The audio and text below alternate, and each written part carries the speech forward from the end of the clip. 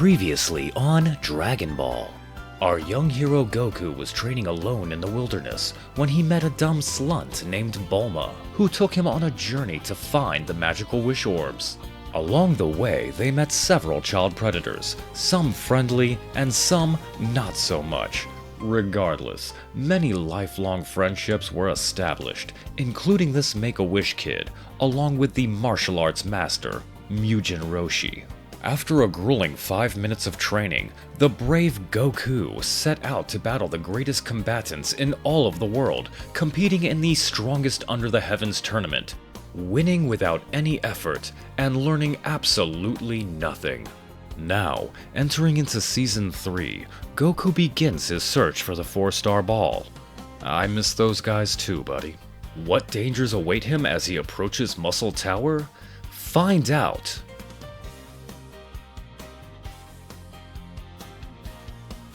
Now. だんだんここはフォーハンダシビックそのムツブシ英語はフォー変態ユブリくんてばしくと Hold my hand. Heading towards Muscle Tower in search of the Dragon Balls, Goku arrives at Jingle Village where he is met by Snow, a little girl, meaning that half the cast is not allowed within 50 feet of this mission. Snow drops the longest exposition dump in the entire game, which is still incredibly short and missing many key details. However, she does inform us of the Red Ribbon Army, and the villagers that they have abducted and forced into slave labor in order to procure the Dragon Balls. And so Goku sets off for the tower to get the Dragon Balls and to also rescue the mayor since he happens to be there. Battling our way up the tower, Goku will take on several more machine gun furries and red ribbon robots before picking up some pot to level up his Hadouken. I skipped past the collectibles in the last video since it almost feels like a lie gameplay-wise. In something like Mega Man Zero, you'd have to go a bit off-path to find all of the upgrades, sometimes backtracking for items you may have missed in order to make sure that the game is less difficult. But in this game, you are just going to run into the items on the path when you are supposed to, and even when I found one of the more hidden upgrades, it didn't really feel like they were trying to hide them. This chapter probably has the second most character cameos in the game, starting off with everyone's favorite robot pal, Ader. Dude, you are such an idiot. Everyone knows that's 16. Don't be silly. I only talk to androids 18 and up. Ha, statutory jokes. Up next is that ninja guy, Dian. Murasaki. You know, that guy. Funny thing, as lame as he was in that cartoon, he's actually one of the better bosses.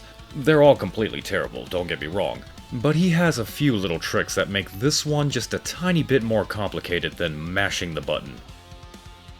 Continuing to ascend upwards as one does when ascending, we confront Major White, who sets loose a Bio Brawly on us, which is sadly both the most creative fight in the entire game and also completely terrible. You see, you are meant to break these ice blocks to let the wind in. You freeze the monster, do some damage. It's pretty simple.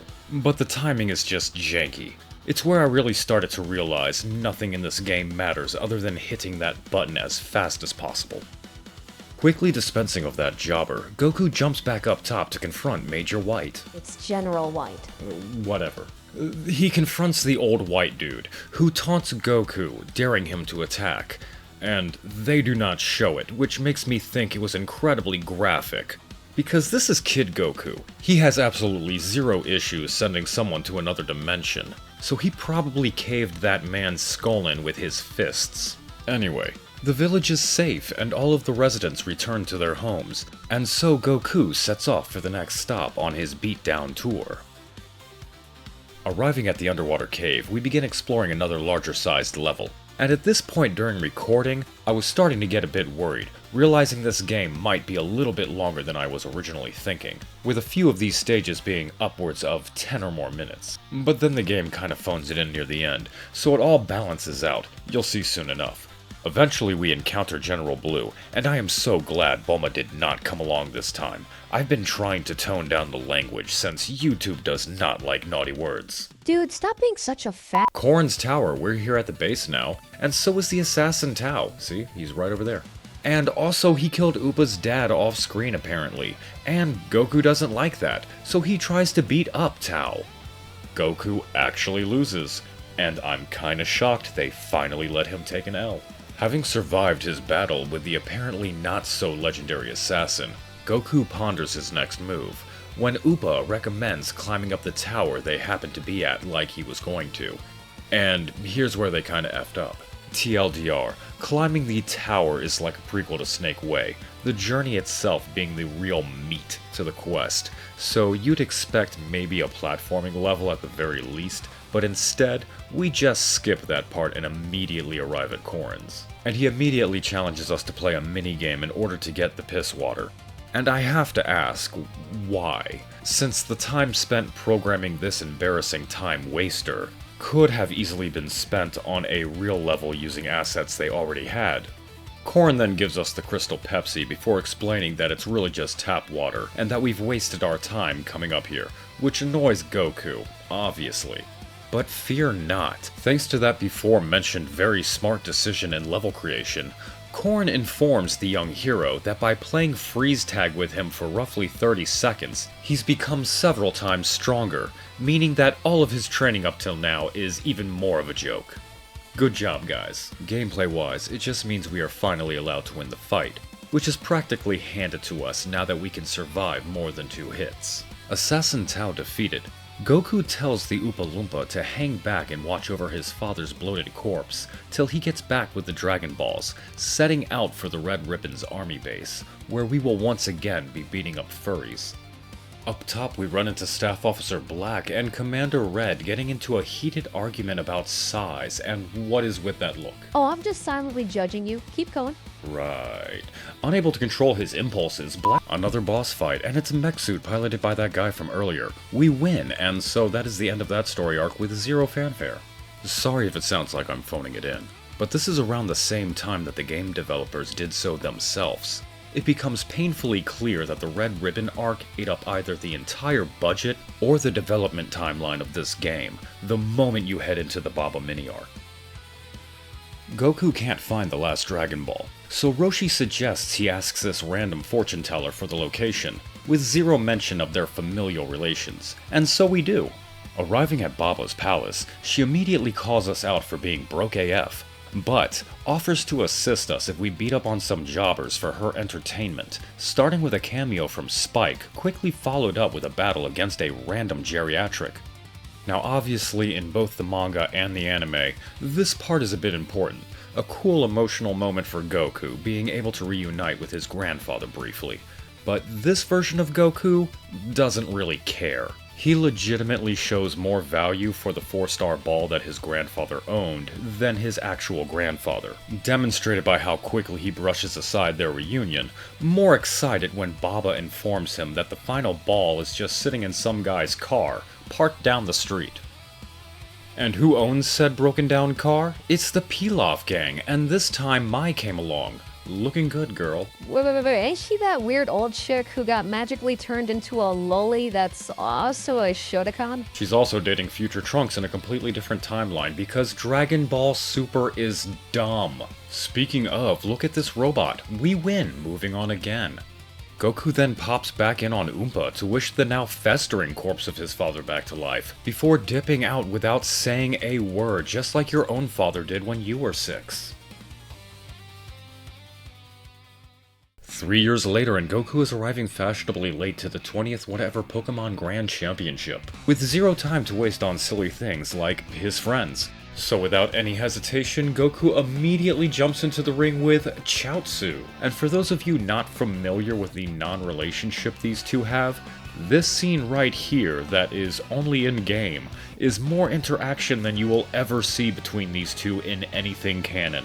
We mash the punch button, Chaozu loses next fight. And it's our buddy Krillin. We mash the punch button, next fight. Last round, and it's Tien Shinhan. Everyone say hi, Tien. And bye, Tien. That's it. This game legitimately treats these two like a footnote. And again, I'm trying to play this from the point of view of someone who knows nothing about this series, so half of these characters are coming off as if they are on the same level of importance as a regular NPC. But it's about to get even better as we enter into the final arc, according to this game, with Goku finding a dead Krillin on the floor, and so he runs out to get revenge with zero buildup. And I do mean zero, because we are already on Krillin's assailant by the next screen, and after a comically short boss fight, we achieve our revengeance. On the verge of death, Tambourine gets in one last attack before being asset flipped into a generic enemy, badly damaging Goku and sending him crashing down into the wilderness below, where he will randomly meet Yajirobe. And then King Piccolo shows up, calls him a turd, mugs him, and then runs off.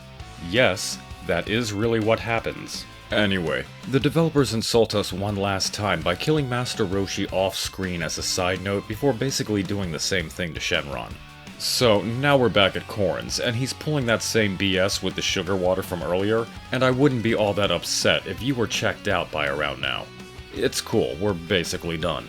We have to do a quick run of a generic cave level, doing battle with enemies of the past in palette swap form. Standard endgame BS. We find the McMuffin, slightly raising our HP like last time, and before heading off to the final level and our epic 1v1 with King Piccolo. And can you guess the strategy? After you hit the punch button?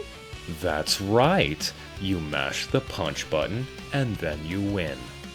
We do get to go out on a high note though, with that lazy writing making for a pretty hilarious ending. In the original rendition of this battle, Goku is losing badly, essentially on death's door, when he makes one final gambit that results in a pretty gruesome demise for the Demon King. But in this version, we have already won. King Piccolo is no longer a threat and completely at Goku's mercy. And so he blows a hole through his chest, cause why not? And that was Dragon Ball Evolution for PSP maybe. There is no Piccolo Jr. arc, so I'm going to assume Goku never really trained much past this point, so when Raditz shows up, he's probably just going to destroy the planet. Still, this one was actually pretty fun, but the best moments are early on. It just cannot keep the momentum going, and it gets stale fast. This really is a beggars can't be choosers situation. When it comes to older Dragon Ball games, this one is actually kinda good in comparison. Will the next game be good? I don't know, maybe not. But I want to thank everyone for watching and everyone for grabbing those adopts, and I will catch you on the next episode.